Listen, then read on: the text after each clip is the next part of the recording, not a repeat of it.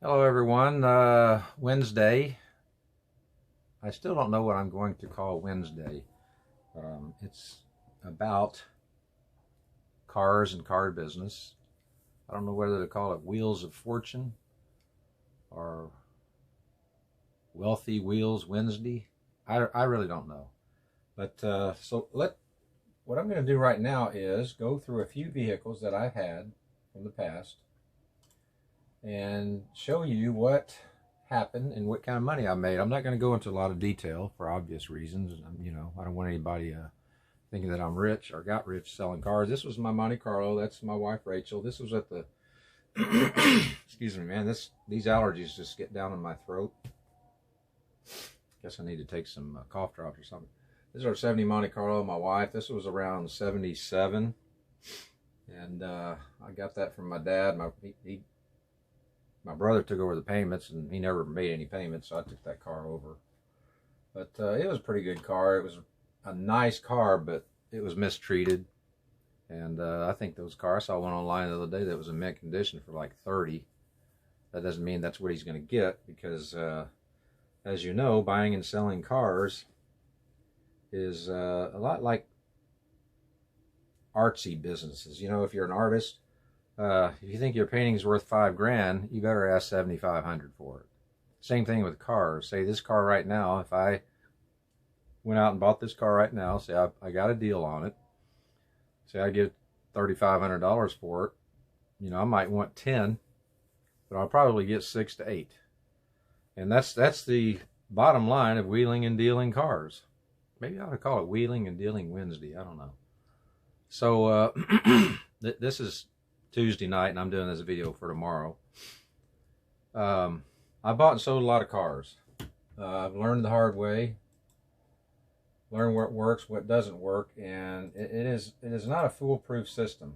Okay, take this car for example. We lived outside of San Marcos when I bought this car. We lived in a little small house. We call it Little House on the Prairie because it was like 12 miles from any town. And you drove down like a 1/8 mile driveway to get to the house. It was very peaceful out there. This was a 69 Camaro. This thing had a factory vinyl top, bench seat, column shift automatic, and a 307. So it must have been a base, because it had roll-up windows. It must have been a base model. I don't know that much about them. You know, I like Restomod Camaros, but I give, I think, 300 or 400 for that car because it was wrecked right here. No frame damage. My brother, he'd come down and looked at it. There's no frame damage. But of course, you know, there was a big old oil leak when I pulled the transmission. Tried to start it, and for some reason it wouldn't start. But it would have been an easy fix. However, as fate would have it, and if you know any of you entrepreneurs out there know what I'm talking about, there comes a time when you have to have an asset. And cars have always been my asset. I'd buy a car. Hold on a second here.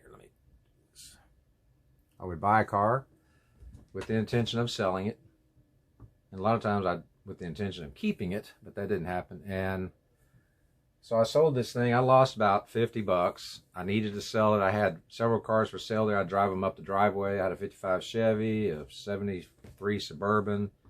And the guy, he saw this, wanted to know if it's for sale. He said, I think it was $250. So I lost about 50 or 60 bucks on it. I think I give $300 for this Camaro. Just the way it sits right now, that car was rust free. It was bought here in San Marcos, and the lady inherited it from her dad. She was a school teacher, and somebody bumped into her.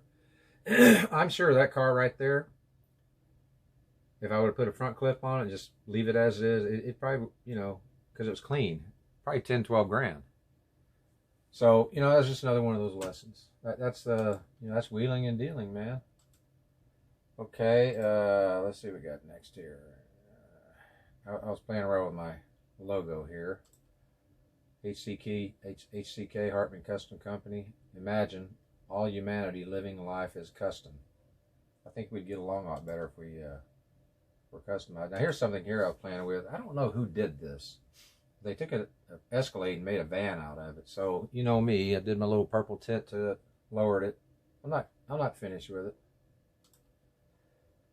But the point is with cars.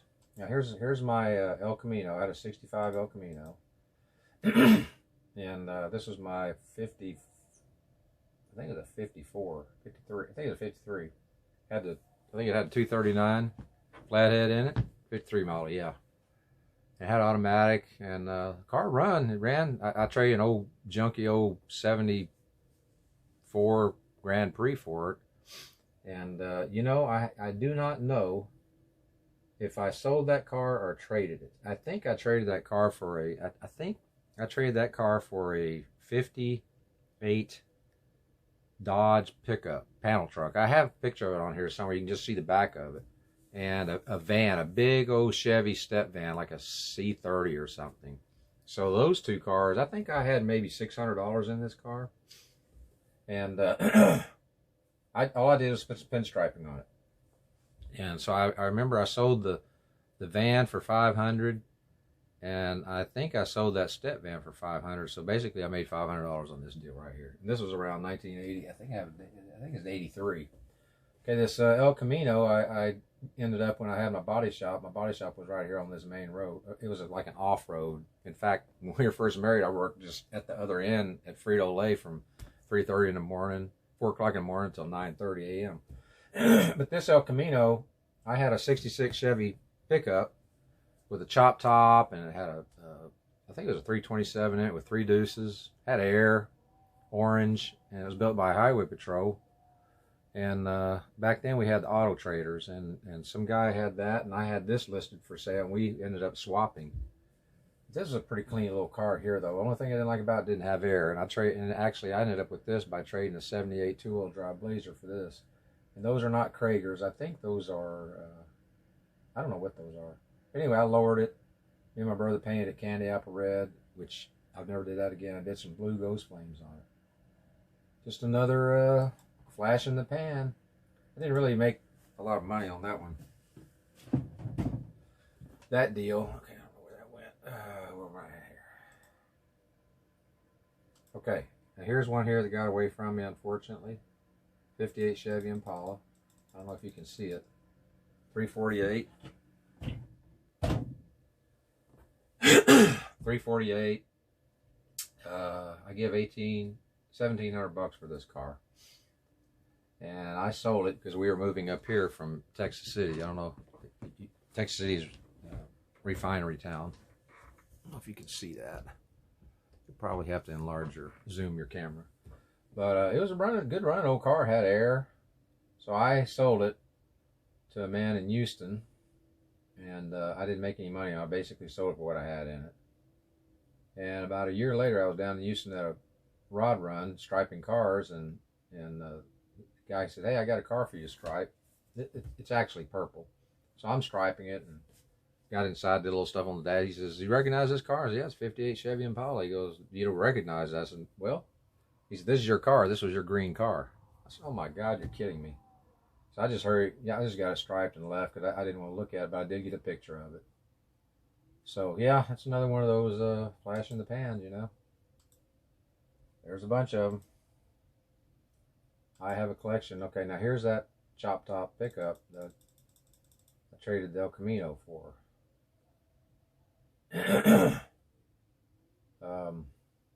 Had, you know, some ugly looking wheels. Of course, back then that was the wheel. And it's a pretty good chop.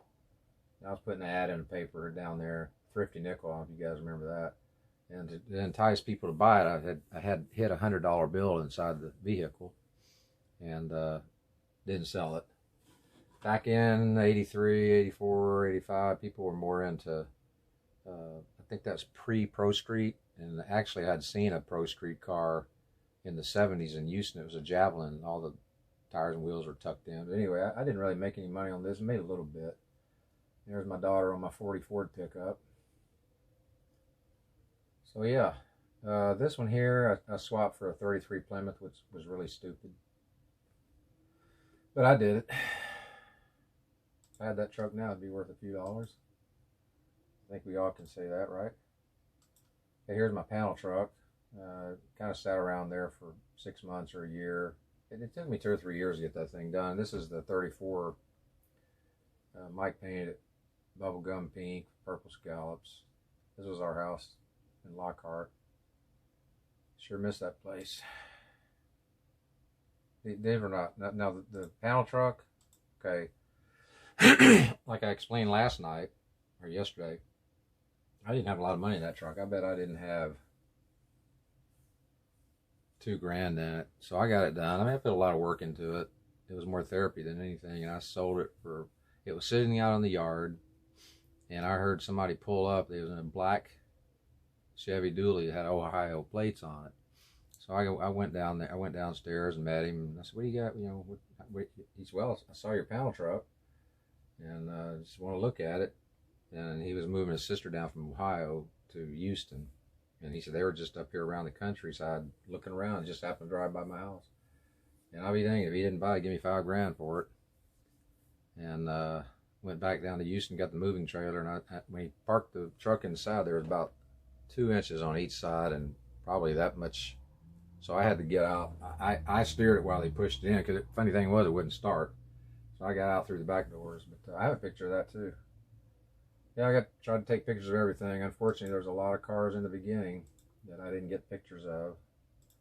My bad boy hot rod 55 Chevy I had in school, that was a bad one. 2-door hardtop. Anyway, this is my 83. It was that blue and silver. I think it was code 21. I don't remember what the dark blue was, but yeah, that was the wheel of the day. Those like 20 hole.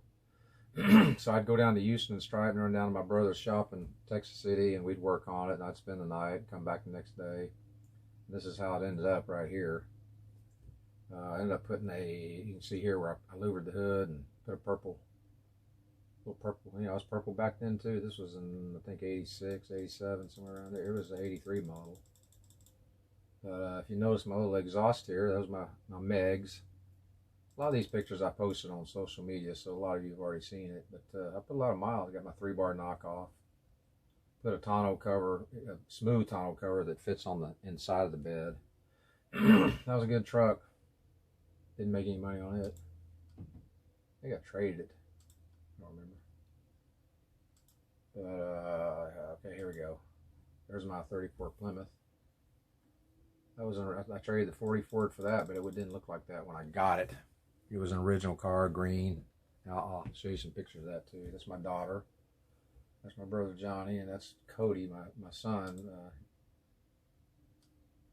You know, my granddaughter. That's her dad now. This is my old Pontiac wagon. I think I'd give $400 for the left side of it was smashed in, but the dang car ran really good. Family car. I think it was Le Mans. I think I don't remember. It was a mid-size Pontiac. Now, you know, those wagons like that, especially the Malibus, man. Those things, I've had some of those too, and boy, they got big. It's pretty nice cars built out of those. Okay, let's see. You've already seen these others, so let's go this way here. All right. Excuse me.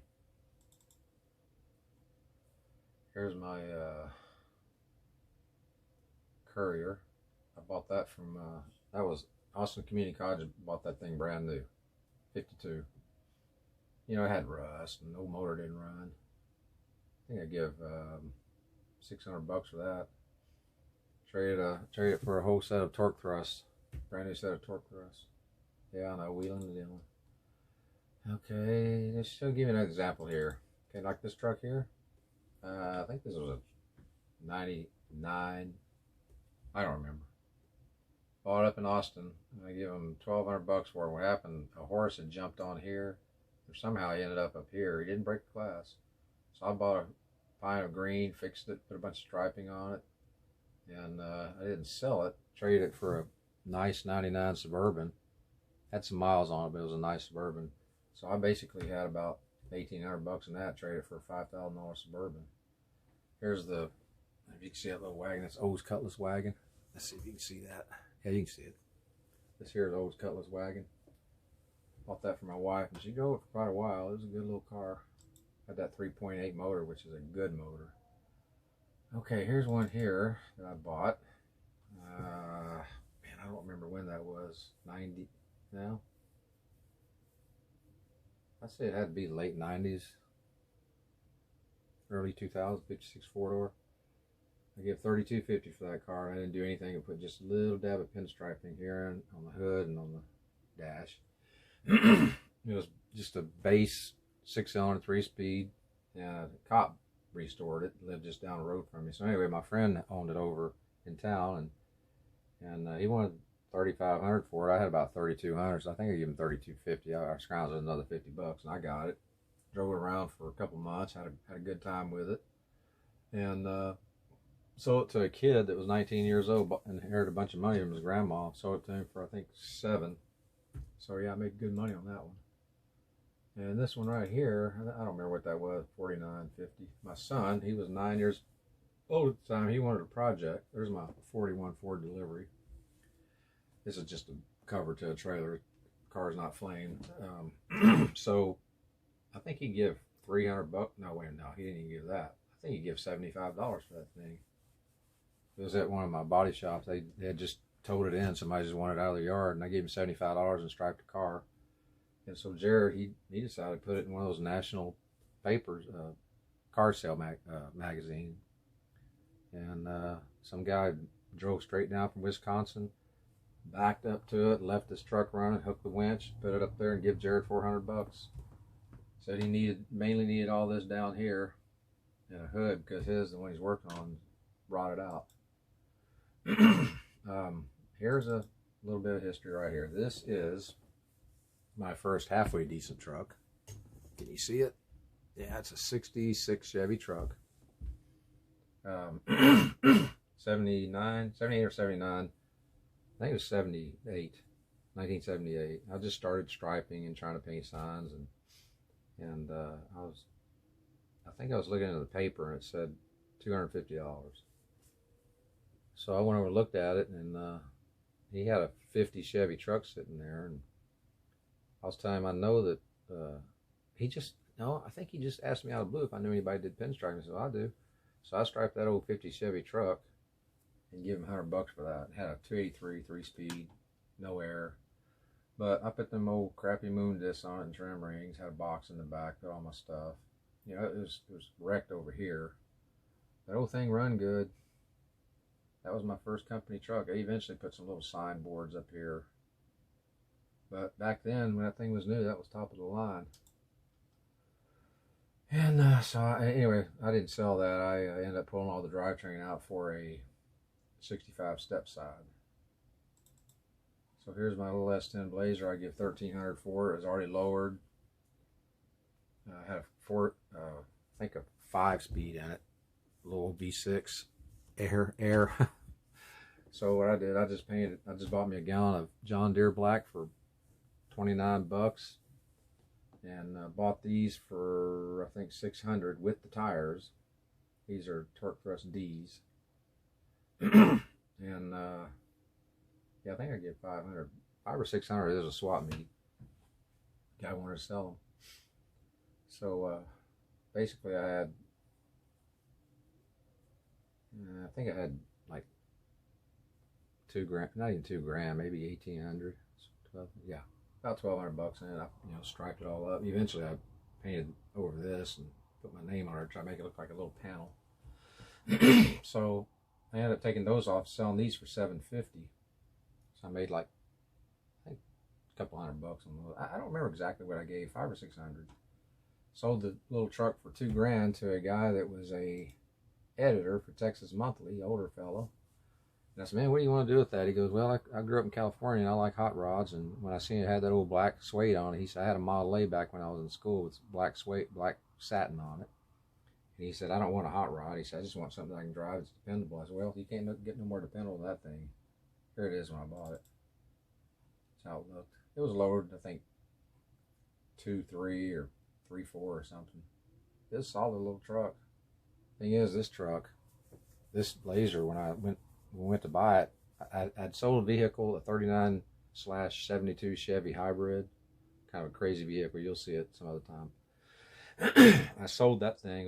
Took it to Waco. On the way back, I told my wife, I said, I'm going to buy something. So this was listed, and I went in there and bought it. And the guy, it was a kid, I think he was about 18.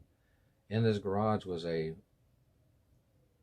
30 or 31 Model A Highboy pickup. And I said, man, what's the story on that? He goes, man, that was my grandpa's. He had that thing many, many, many years. And I said, man, I'll buy it right now. I offered him 5, then I offered him 7. He wouldn't take it. He said, no. He said, he's giving it to me. He said, I'll never sell it. So I made a few bucks on that little blade. And here's one here that was a real good. This here was a 66 Chevy Chevelle. 283, power glide, radial delete, roll up windows. Still had the dealer tag on the back trunk from Colorado. So I saw this car sitting out front of a furniture store not far from me, and had a sign on it, just for sale, didn't have a price. So I came back home and called him. He said, I don't know, I'll take 800 for it, 700. He said, I don't care. He said, I just need to sell it. So I flew over there, man. I said, well, honey, get in the car. We're going about 20 miles away. Went over there. That damn thing ran good. Like I said, no air, no nothing. Just basic. So I ended up giving him 750 bucks for it. Flew home. Brought it home. I was going to give it to my son. But at the time, they had a band, and he didn't have any room for his instrument. He was trying to play the drums, and he was playing the guitar, and he drove it a little bit. He didn't like it. So I put that for sale in the I think it was Auto Trader. And flipped it for 25.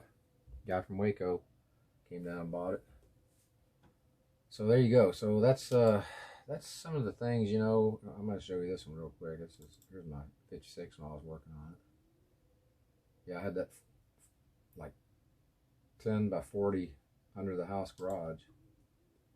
There's my 38 Chevy sedan delivery. That was a California car. Guy drove it here in 1962. He's a professor.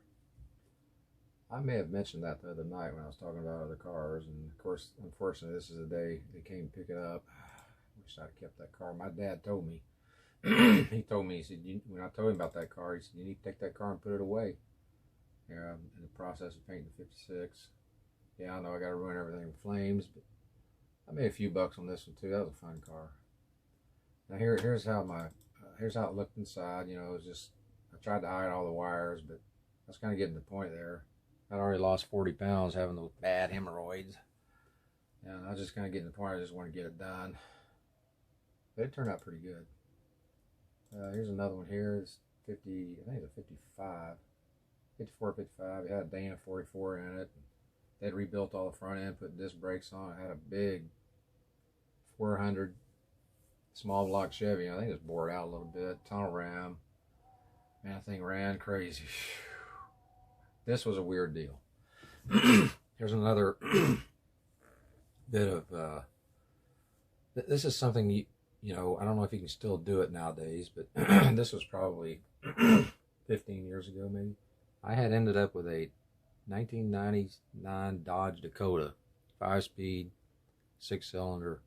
Somebody had smoked in it. Man, I could hardly get that smoke out of there. So anyway, I think I traded a Suburban for it. You know, I had a lot of Suburbans. Didn't have any money in that one Suburban.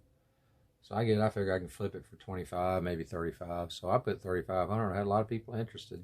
So I was talking to one of my friends one day who we did business together. He bought and sold stuff, and he is my mechanic, and I'd stripe stuff for him. And he called me up one day. He said, hey, man, you looking for something to buy? And I said, well, yeah, I got that Dakota, man. I don't know if I can sell it. I'll buy something. He said, well, I got this truck, and you come look at it. So I went to town, looked at it, and that was nice. He wanted $9,500 for this thing. It had been new paint, had a seat that was upholstered. No, you know, I think it was upholstered. You know, it was pretty basic, but it was clean, no rust. I think it had a wooden floor and it had a fuel cell in the back. So I said, man, I can't swing that. I said, you know. So I went back home, it was taking me a little nap, and got a phone call, and he said, hey, what'd you say about that Dakota? So that's a 99 red air, 5-speed. V6, I said, it runs really good, real clean. And he said, man, that guy called me with that 55 Ford truck and said his son needs a vehicle. He said, what do you think? I said, well, what does he want to do? He said, man, I'm going to tell him you'd trade him straight across. So he called me back about 10 minutes later. He goes, man, he'll take it. He said, you take the 55 Ford and he'll take the Dakota. That was a heck of a deal. I mean, that was a weird deal, man. He wanted $9,000 for this thing. I had a $2,500 Dakota. We swapped. And there's another story behind this. There's always a story. Here's one of my 58 Chevy sedan delivery. It used to be a yeoman, and the guy that he made the delivery out of it, which is a yeoman's basically a delivery. Different tailgate though. This guy had a real nice 58 yeoman. He was in Iowa. We went up there to get that. I never did anything with it. Kind of dumb. Okay, yeah, I think everybody has to have a set of these right here. I had a pair. I had a 4-door and a 2-door. I was going to try to make me a bracket car, but I think I sold a pair of them for like $300. I bought them in town, I think, for $100. Here's one of my 2-wheel drive Blazers. I had a bunch of these. Actually, I bought this thing. You know, every car has a story. I used to go down to Houston Stripe, and one of my dealers asked me, I'm looking for a 2-wheel drive Blazer, like an 81, 82, and he called me. Said, hey, there's some old guys down here that run an auto parts place.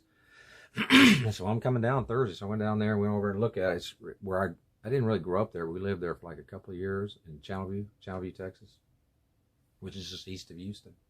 So I went over there, and they said, what's your name? I said, Hartman. He said, Hartman. He said, was your dad a big old wrestler? I said, yeah. He said, yeah, I lived over on Palm. I said, yeah. And I was like 7, 8 years old. And this was when I got this, it was in like 98 or 99.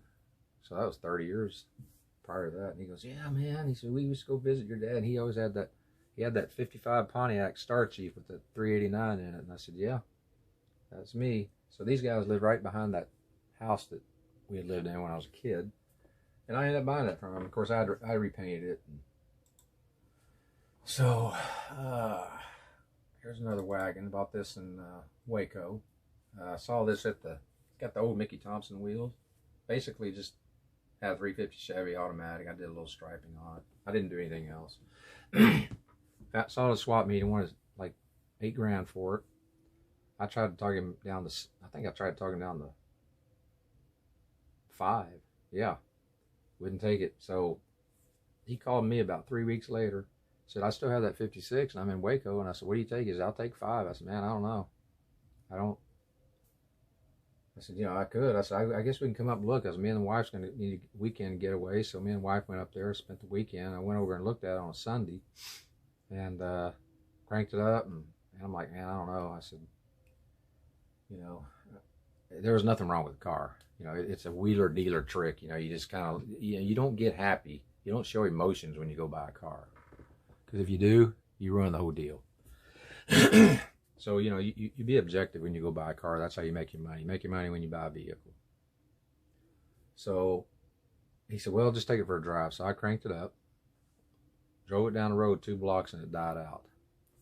So I could not get it started. So I had to walk back, wait. Wife's waiting in the car. And he goes, man, where's the car? I said, well, it died out. He said, oh, man. I said, well, you know, I want the car, but I don't know what's wrong with it. I said, I have no idea. He goes, man. He said, I need to sell that car. So I went down there and helped him push it back. It wasn't that. It was like a block and a half. And so I'm standing there and he goes, well, what do you got? I said, man, I think I give $3,200 for him. He goes, I'll take it. So I give him $3,200, got the title. And me and my buddy went back the next day and got it. So brought that home, and I know of a guy, we were at a get-together, and a couple months earlier, and this guy, he had seen one of my 56s, and I remember saying, he said, man, if you ever get anything, he said, let me know, I want to buy something for my son. So I called him. His name was Ronnie, he had AC business, and he said, hey, he said, what is it? I said, it's a wagon. I don't want a wagon. I said, well, let me send you a picture. So I think it was maybe 2 or 3 days later, because I don't think we didn't have the picture phones back then. So I went down the next morning, got the picture developed, and I could scan it. And he had the Juno email or something. So I emailed him the picture. Man, he called me right back. He said, man, can we come look at it? I said, well, it's dark, but I got some lights here. He came over to look at it, and he offered me $7,000 for it. So there, once again, there's your wheeling and dealing, you know. There's more to the story, but he drove that thing for a long time. Now, just a few more here. Here's what I used to buy these because I had a customer. That's all he dealt in was S10. He said, man, every S10 you get me. I think I sold him 4 S10s. And he's one of the second or third people I've known in my life that dealt with S10s. And they're good little trucks. So this one here came up for sale in my town just 4 miles down the road. In fact, just straight down from my house. This was where we lived in the country. Nice place. And I used to sell a lot. I've sold a lot of cars out here on this road. Park them out front, put a sale sign on them. And people, I had some families that they'd call and stop by. Hey man, we're looking for a car, and I'd go find them a car and make a couple $100. So this was, I don't remember what year this was. It was lower and had these funky looking wheels and it was purple, 4-cylinder automatic. So I went over to look at it, and he was asking $2,000, and I get in and crank it, and I put it in reverse, and it just barely rolled back. He goes, "Oh, the reverse just went out today." And I said, "What do you want?" I said, he said, "Well, I don't know, 15." I said, "I'll give you 12. I got 1,200 on it." So I sold it. So I called Randy. I said, "Well, something wrong with the reverse." And he said, "What do you want?" I said, "Man, I don't know." He said, "I'll give you 25 for it." So basically double my money on that one. I had it 2 days. I did stripe it for Randy though. So there you go. That is your Wheels Wednesday lesson. Let me get this little picture here. Here's my little 68 Chevy wagon that I paid $500 for. And there's a pretty cool story behind this one too. I put my Megs on it, painted some little graphics on it. And that was a pretty neat little car, but it was a piece of junk when I got it. So anyway, that's what would we call that? Wheels of Wealth? Wheels of Fortune? I like to do that every Wednesday, and just some of these cheap old lessons on how to buy and sell cars, how to make money with cars, and it could be buying and selling cars, fixing up cars, restoring cars. I'm not going to talk about any unbolt and run auto supply type thing, but cars fed us. I would go. I said I was finished. But let me do this. I would have 2 or 3 grand, and like I said before, pinstriping is sporadic. You'd have a couple of good weeks, and you wouldn't do anything for a month, 2 weeks, 3 days, whatever.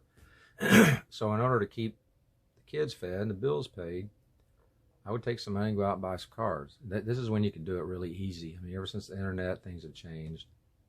And I sold a lot of cars on the internet too. But I'd go out and buy some vehicles, take them over there, clean them up, and like this, well, it was up here. I don't know where it went. Just one more here. I'm over time, but man, where'd that car go? It was a 90. Here it is. This was a 92, I think, Caprice wagon.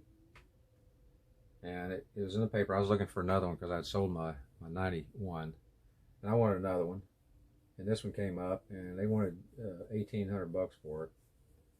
Well, I couldn't get her. 3 or 4 days, and our car sold. Well, she called me back. She said, "Well, I was out of town. Had to go to a teacher's conference." So we went up to Austin. I go to crank and it's just grinding. Well, it caught, and I know what that means. I know what it needs. So I told her, I said, "Man, I don't know if it's a starter or what." She goes, "Well, just give me what you think it's worth." I said, "I'll give you $1,000." She said, "I'll take it." And she goes, "I don't care what." She said, "I probably would give it to you less." I said, "Why?" She goes, "Well, it was my husband's. We just got divorced." And she said, "I'm getting the money from this." So the only thing was I had to drive like across Austin to get the title. But so I bought that. Maybe it was, yeah, I think it was 1,200. Some of these deals you forget.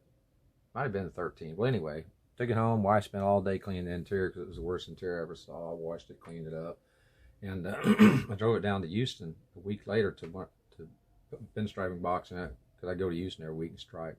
Went over to one of the hot rod shops, had to do a 62 Chevy wagon for him, and he's asking about the wagon. He said, "Do you want to sell it?" And I said, "Yeah." I said, "But I can't sell it today." So he said, "What do you want?" I said, "I don't know." He said, "I think this old boy wants to spend 4,000 or 5,000 on one." I said, "Okay." So I said, "Well, I'm going up to Arlington swap meet." He goes, "Well, that's weird." He said, "He's going too. He's just going to look for something to buy." So anyway, the guy called me, and I said, "I'm leaving early Friday morning." So I said, "I'm leaving Thursday. I'm going to spend spend the night with my friends. Meet you Friday morning." Met him Friday morning, and he whipped out $4,500. So there's your Wednesday Wheels of Fortune, Wheels of Wealth lesson in buying and selling cars.